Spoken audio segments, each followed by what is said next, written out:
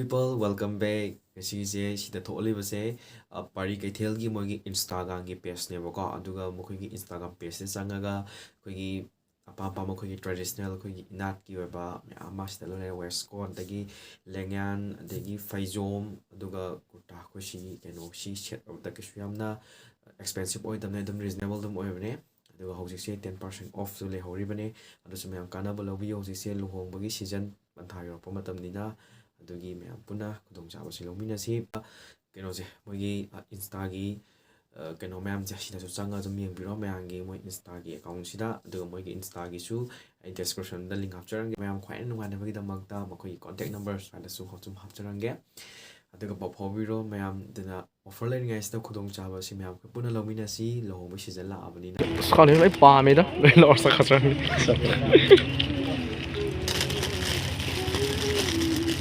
I get it choose store.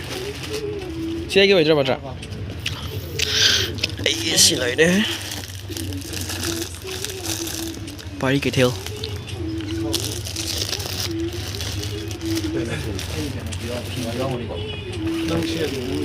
Siro. Si ing ba mo nangi skin do ka mo haraka do ra ba.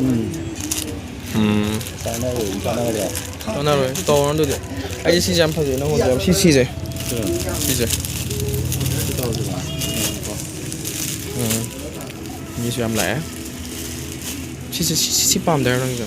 That's it. Ring. Bao giờ vậy? Nó size cái nào? 44 này xí. Nó cái xí nó cái. 40 thì Ba mà pam ba. Nó pa gì vậy nè? Thì đã lạc rồi. Luhong pantha ma'am lam như kan je offer su lai di ma'am offer se low se kana ba se ai gi si color soi low re si color se kai hai do no chan don ma chu ai de ra thambau ma chu ai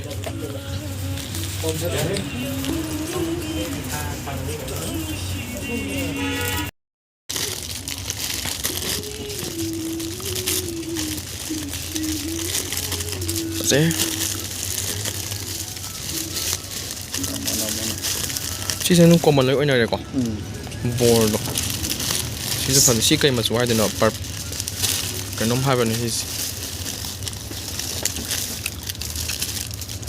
em mà pam lấy là on nó pa kì lấy này PARI KEITHEL Khongang anh Karak rồi đấy phải chứ chúng mẫu Khongang anh Karak hay được cả Chingmeirong Khongang anh Karak.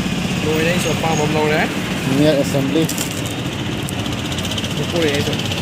Moise, Khongang ni Karak ki assembly ki hek mamang odi tu sila.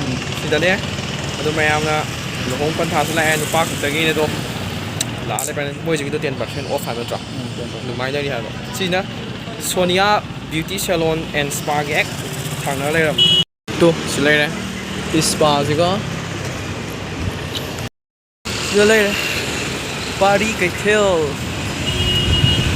assembly na maningom da oi de assembly du ge mamang de ne Khongang ni Karak ki galai de Sonia Beauty Salon and Spa siga thang na le de zum ka du ne no mayam ning biro 10% off du mind do ga lai ba ne du mayam su chakpiu pa gi oi na da roi le de okay mayam adu di video se matang no silage mayam so chakpiro bye bye